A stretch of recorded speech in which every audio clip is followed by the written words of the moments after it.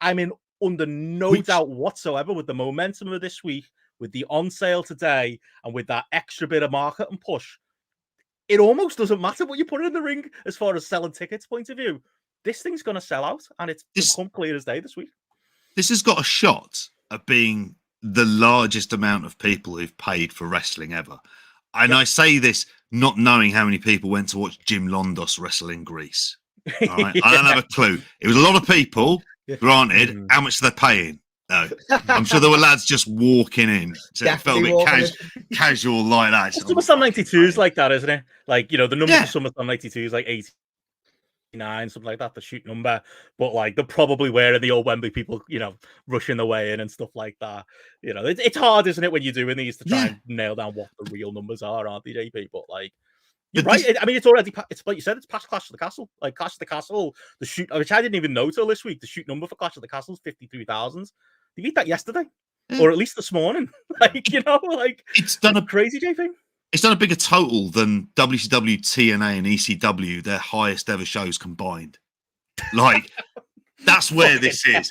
Like, this is massive. We are at the point where it's got a very good chance of being certainly in the top 3 most attended shows of all time for this. I would say things like the gate is great and stuff. WWE obviously knew how to monetize and charge that a bit more for it. That's not the point. The point is the spectacle.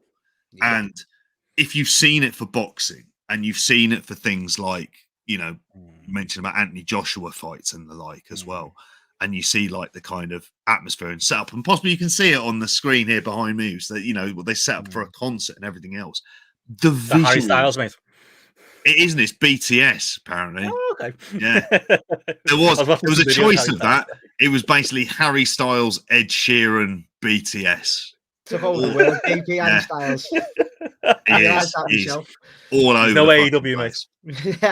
This is, like Dylan mentioned as well about putting this on the tube. That's a really big deal if you're going into London and stuff. You're talking about just a casual thing where you just see constant events being advertised on the tube to the point where you're like, I might go to that. It feels like there's something in this as well. And yeah, I think at the stage, 85's a shot, and 85 beats anything that WWE have ever properly done, like properly announced at that stage. Officially, not for entertainment purposes, as not for entertainment, but well, I suppose it is entertaining to make up numbers, isn't it? I suppose, like, who can disagree with that? It's always fun. JP, and there's the people working at Merch, working backstage, wrestlers in the ring. You what a fucking cunt. But yeah, that's it. I think it is. I think we've got to call it now. It's going to be it's absolutely going to be the biggest show in British history. I think it's going to eclipse SummerSlam 92. It's eclipsing Clash of the Castle, as we already know. And yeah, it's wild. It's been a really exciting week as well, I would say, Matt. It's just been like, you know, that Tuesday morning, I know your group we're getting tickets sorted. Yeah. Like, say I caved to the pressure of, like, kept thinking, if I don't get an immediate on the day, I'll just buy one. That thought has completely gone off the back of my head now. No it's like, chance of that, ticket.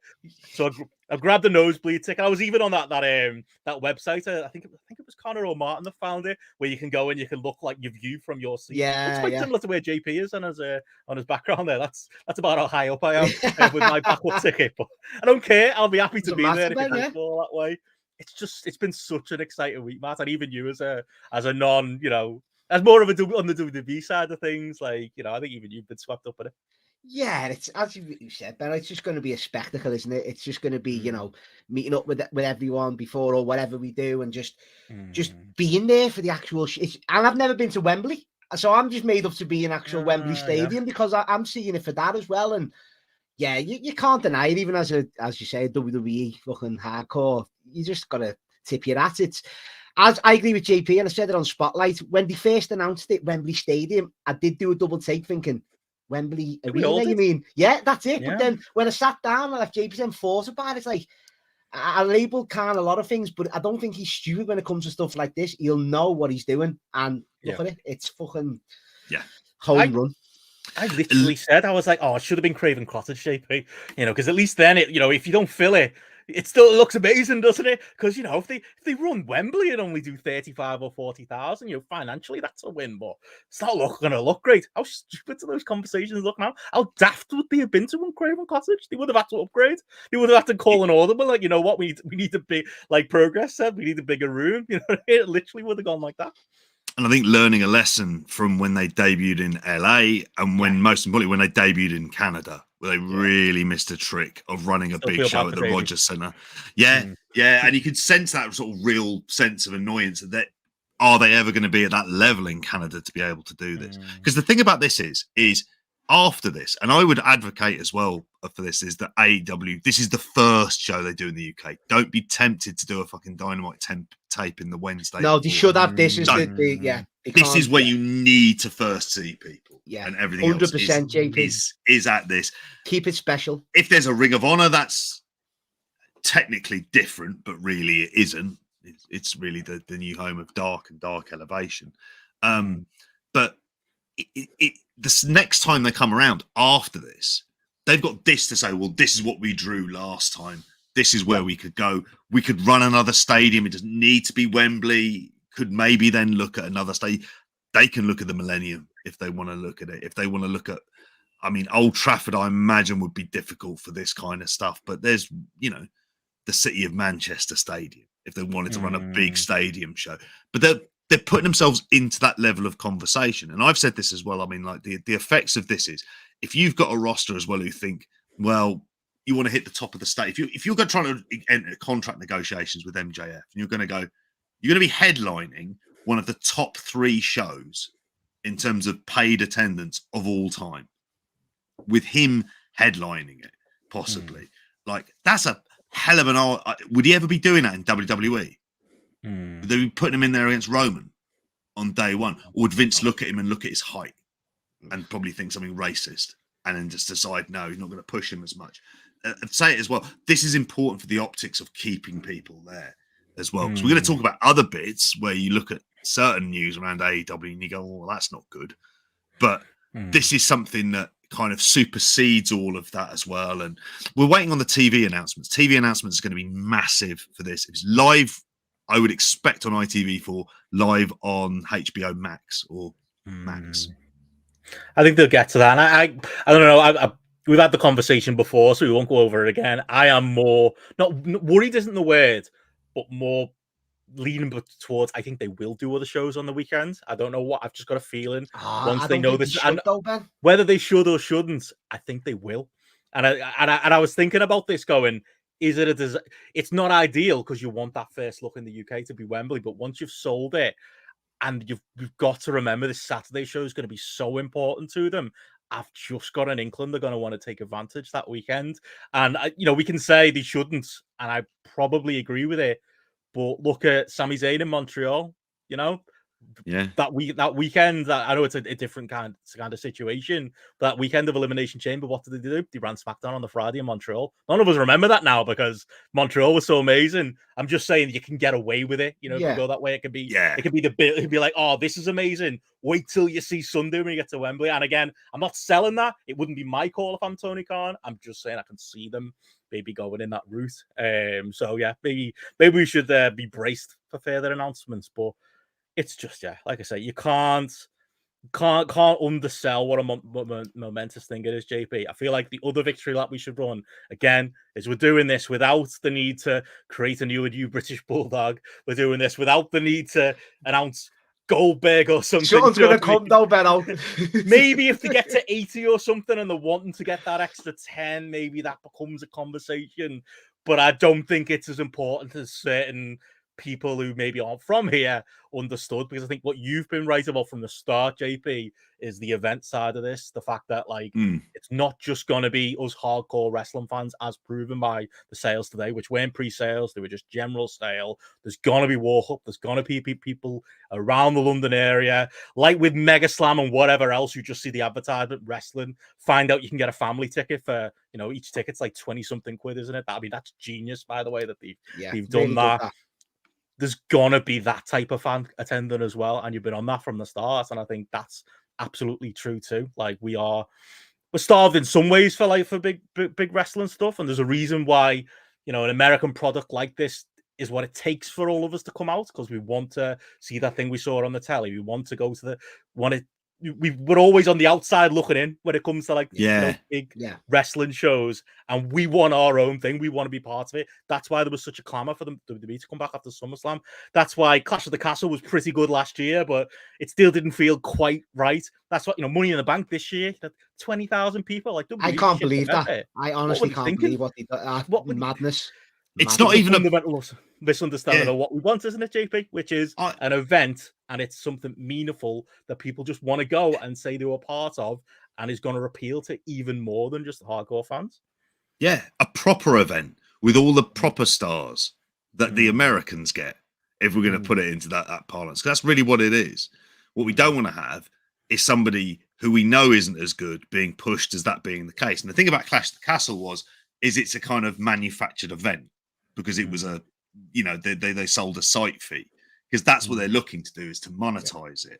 Yeah. This is, and yes, I say this with a gate of 6.5 million. And very recently, I should say that Brian Alvarez has been saying between 60 to 65K as an early ticket update in there as well.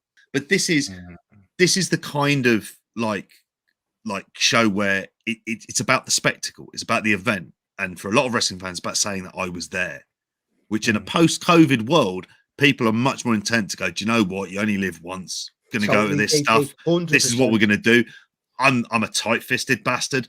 I've bought expensive seats for this. That's me, mate. That's me. Literally me. £200 I paid to go watch this event.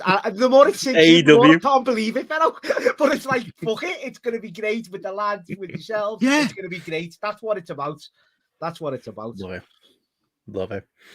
Well, there we go. So, JP, you were right, mate. But we'll just go with that. A lot of victory laps going on this week, but I think yours is most deserved on this. It's insane, and yeah, I think we're gonna continue to get more updates. It's not going to surprise me by the time we get to Spotlight on Monday. The long weekend has a few more ticket sales going as well, and it's just going to be, like I say, it's going to be all hands on deck to sell the place now. The fact that they've opened up all that extra seating, that they're going for the full capacity here, it shows a willing, and it shows a very realistic goal. So yeah, we will keep tabs on it, won't we, JP? We will do. And you've got to think of all the ancillary stuff about sponsors who are going to want to have stuff being shown at this show as well, and the kind of relationships that then come out of it, particularly across all other networks. If you're Sky Sports or like someone else, you're looking at this and you're looking, possibly the ramifications of this are going to be bigger, because there's going to be like, hang on a minute, wrestling can sell out stadiums here, and people are clamoring to try and run events and run these buildings utilities as many times as they could do. Yeah. And now they're at the point where, you know, they're able to run these shows. If you're like a Sky Sports and you're thinking wrestling seems to be doing all right, it seems to be doing okay, should we invest in a particular company to have some live wrestling on? Because that's going to appeal to that kind of level of a niche. I mean, I think there's a lot of things where it could be the boost in the arm, but quite often wrestling in this country is populated by children. So like it's difficult to get around those kind of things for it. But the potential and the opportunity and everything else, given the decimation of what NXT UK had kind of done and other effects as well, this is the kind of bigger shot in the arm to everywhere else. Definitely. Well, we'll keep everyone posted on it, and yeah, be interested to see what the updates are next week. Just on Dylan's comment there, something we didn't mention there. Yeah, seeing a lot of people from France and Germany heading over. Yeah, if you add the cherry on top to this of a fucking fantastic looking wrestling card, which I think Tony Khan's gonna fucking us once we. I was going to mention that, Ben. That's what we'll be discussing a lot in the next few months. It's like, we're all going to like it no matter what, aren't we? Because the spectacle, what he puts on, but he'll want to put and hopefully a good card on as well, of course. So it's going to want to make Americans fly out, a card that's going to make more Europeans fly out, you know? Yeah. With the pay-per-view the week after as well, which is nuts. We have to discuss that. It's going to be crazy how they book these two. Like, yeah, it's going to be threading a needle in it, JP. Brilliant. Oh, it absolutely will be. But I think there is a pressure on for it. I mean, for the British star perspectives, I feel like we have to say it. Jamie Hayter, the more time goes on, that's your focus. And the more you kind of think you want to try and make your own Becky Lynch out of this kind of scenario. as well, and she's best placed to do it. She's going to get the most organic reactions and everything else. Yes, Saraya has the name, but Jamie Hayter is the person you want to come out talking about as well. But also, just for the sake of himself to say, I outsold you and I put on the best wrestling card of all time. Yeah, that's what they have to be. He'll want to do that, of course. Yeah, he will. Yeah, aim fucking big with this and make a mammoth statement of like, we can do what you can do. We can kind of do it better. And yeah, Kevin Dunn loves his fireworks. Well, fuck you. Here's an extra 10,000 people that we packed into Wembley as a result.